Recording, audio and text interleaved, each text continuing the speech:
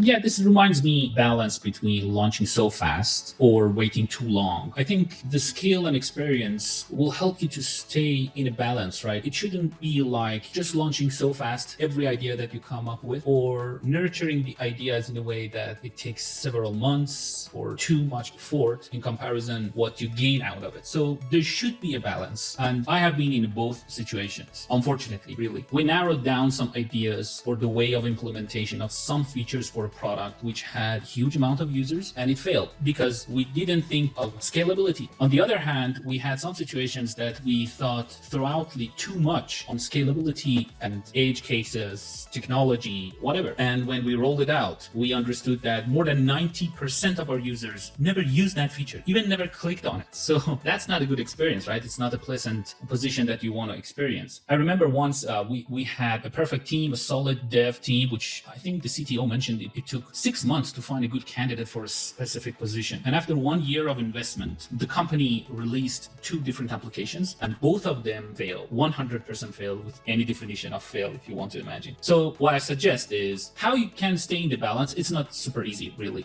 but there are some tricks that you can use. One of the most important things is the first version, roll it out. It doesn't need to roll out 100% for all users. Just roll it out like an A/B test for a small group of users and then just test it and validate. If it works, continue the work. If not, just stop it, just kill it, go to the next idea. That's all. And it works, really, really it works.